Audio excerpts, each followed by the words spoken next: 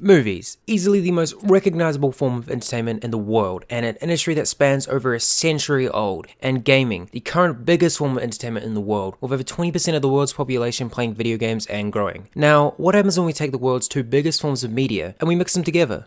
A very lucrative market, boys. That's right, ever since the video game industry learned how to walk, companies have been pumping out games to tighten up their movie or TV series, with some of them actually being good, where you can tell the developers took a lot of time and effort into making the game as fun as possible, and the rest of them, yeah, they were video games. Back then, saying a game was based on a movie or a TV series was almost synonymous with saying, yeah, this is shit. And people had good reasons to believe this too. Game companies were pumping these types of games out like madness. It just seemed like they were looking for any old IP that they could find to make a video game about it. Like, seriously, who was watching Constantine in the theaters and thinking to themselves, yeah, this is great, but I really wish they made a video game about it. Oh my god! But out of all of these companies, none are more infamous for this than DreamWorks. Now, DreamWorks has made a video game for almost every single IP that they own, which has led to some of the most notorious video game movies out there, leading us to the game I'm going to talk about today, Shark Tale. Shark Tale. Yes, the DreamWorks movie about Will Smith being a fish has a video game, and trust me when I say that it's just about as god-awful as it sounds. I only found out about this game recently, when I was looking through my old collection of PS2 games, and there it was, except I have no memories of ever playing or owning this game, but apparently I must have loved it a lot, because I have two of them. This game came out in 2004 and received some fairly positive reviews, even receiving a 7 out of 10 on IGN, which, I mean, tells you more about IGN than it does about the actual game, but let's see how it holds up today. The game opens up to a fairly well done title screen. It really nails the whole underwater vibe and aspect it's going for. So let's start the game and see what else it has to offer. Oscar? Yeah, I know him. Yep.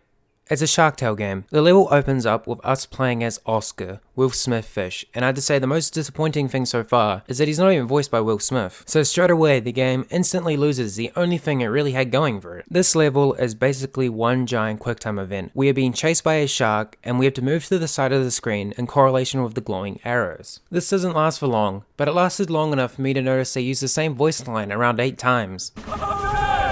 So we move to the next level, and it turns out Oscar was only having a nightmare. But don't worry, the real nightmare is only beginning, because we're being evicted. This level starts off with Oscar being repossessed because he hasn't paid his rent, and it consists of catching Oscar's furniture before it gets thrown out while Bob Marley's Don't Worry plays in the background, which probably isn't the best music to play when you're about to go homeless. So we complete that level and we get to the main meat and potatoes of the game. We finally get to explore the world, something that was advertised on the back of the box, and oh god is it bad. Out of all of the games I've ever played, this game has to have some of the worst movement mechanics I've ever experienced. I'll constantly find myself bumping into objects or getting stuck into things that I couldn't tell were part of the map, and the world doesn't help. It's almost impossible to tell what's the background and what's part of the actual game, which is really annoying because I'll constantly find myself running into an enemy or getting stuck in an invisible wall. And if all that isn't bad enough, the map bends. A bending map in a 2D game, making it almost impossible to navigate. It took me an ungodly amount of time to complete this level, but I did. The next level starts with Oscar being interviewed about the recent shark sightings in the city, and because this is a game made in the 2000s, this logically leads to a Dance Dance Revolution minigame, where we dance to Can't Touch This, which I can't even show you because it's copyrighted, so enjoy these sounds I guess. After a painfully long time, we complete it and it's on to the next level, where Oscar has to race his boss to work so he doesn't get fired. But honestly, there's not too much to say. This is just like the first level, but backwards. But after this, it's followed by one of the easiest stealth missions I've ever played in a video game. Oscar has bet his boss to work, and he has to sneak in without any of his co-workers spotting him. You have to hide behind objects and try to get to the end of the level without being spotted. Except this level is really broken, because even if you do get spotted, you can just hide behind something immediately after, and they'll just forget about you. This level is so easy, you can probably complete it in under a minute. I'm not joking. Shark Tale is everything I expected from a game made in the 2000s, but honestly, it feels more like a fever dream than an actual game. It's packed full of mini-games and anything it could try to throw at the wall, but unfortunately, none of it sticked, just leaving it feeling like a hollow mess, and for that reason, I'm going to give it a 3 out of 10. And with that, my review is over. But don't leave just yet, because we have a special guest, and he'll be talking about another aquatic creature, so we'll cut to him.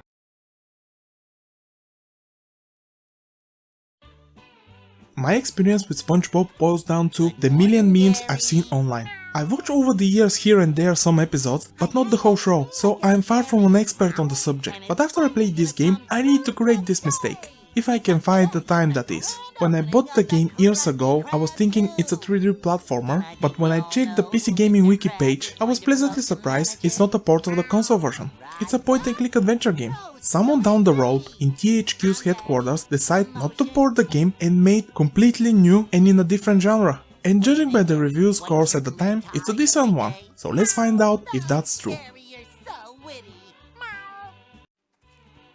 The game follows the plot of the movie loosely. A new Krusty Krab is opening and SpongeBob is absolutely sure he's going to be the new manager. You start the game by helping him prepare for the big day. This also includes bothering Squidward. Hi, Squidward. What you doing? I'm composing the next movement of my latest opus. The theme is Unwelcome Visits from Neighbors. Write what you know. As expected, SpongeBob doesn't get the job. Squidward is the new manager. Hey there, Squidward. I just wanted to say congratulations on the promotion. In the meantime, Plankton is hatching a new evil scheme. No one is coming to Chum Bucket, so he decides to change that. His evil plan is to steal King Neptune's crown and blame Mr. Krabs. He succeeds and Mr. Krabs got frozen. So now it's up to SpongeBob and Patrick to return the crown and save Mr. Krabs. Patrick is there just to be afraid to go where SpongeBob does. SpongeBob? Yes, Patrick? I think I'm gonna stay out here. Why? I'm afraid of caves. But you live under a rock. And? Well, I mean, a cave, a rock. Are you saying my house is like a cave? Well, not really. Slightly cave-ish, maybe. I'm gonna pretend like I didn't hear that. Okay, have it your way. Wait here, I won't be long. The whole story feels like an episode of the show, which is a good thing.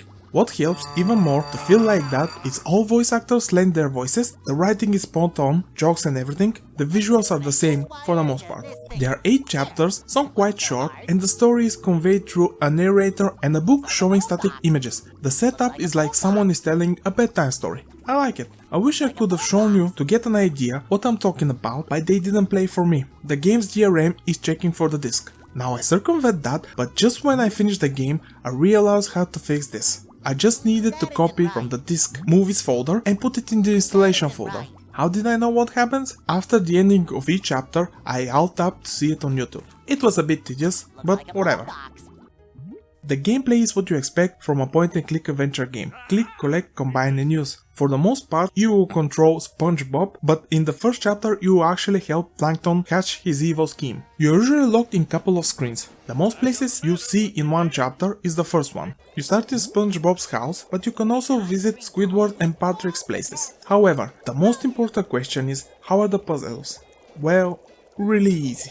As its core, the game is suitable primarily for kids. Even if you're not seasoned veteran in adventure games, you can breeze through the whole thing without putting much thought. Most involved I felt puzzles were in the first chapter. This doesn't say much. I would appreciate difficult puzzles, but it is what it is. To be honest, I don't hold it against the game. What is the developer set up to achieve, it does it pretty well. There is a couple of mini games of sorts, the first being Plankton flying with a jetpack. Think Flappy Bird before it was a thing. They are not very difficult, but it's a nice change from the regular gameplay and they don't outstay their welcome. There is a nice variety of places. King Neptune's castle, Chum Bucket, Krusty Krab 1 and 2. The second one is just... This Krusty Krab looks exactly like the other one. Genius. Everything is drawn in the style of the show. Almost everything. Every character is a 3D model and I can't think of a single reason why is that. They feel out of place. This is my biggest gripe with the game. The other small issue I have is you can't skip dialogues. It's very annoying. Even if you return with new information, the NPC always finishes with the same line. One of the things that keeps the game enjoyable is the writing. The jokes, the characters are all reminiscent of the show. You will interact with a lot of NPCs and all with their quirky personality. Good stuff. At the end of the day, the game is aimed at kids or someone with no experience in adventure games. However, I still had fun. It's a nice way to waste your time. It can take you between 2.5 to 3 hours to finish it. It manages to capture the atmosphere and charm of the show in almost every single way. Visuals, writing, music, voice acting, humor. You can probably get more out of the game if you are a fan of the show. Unfortunately, it's not available in any digital store. If you manage to find a copy, it's worth your time. Just don't set your expectations too high. The puzzles are not gonna scratch your brain. So, thanks for having me, Habex. It was a pleasure doing the video for you. Hope in the future to work again with you. And guys, don't forget to subscribe. He's a good lad. Patrick, Yes, SpongeBob? could you stop crying all over me now? Oh, sure, but And that is the actual end. I just want to thank the Gaming Beehive for making this video of me. There'll be a link to his channel in the description. There is another video on his channel if you want to check that out too. Goodbye.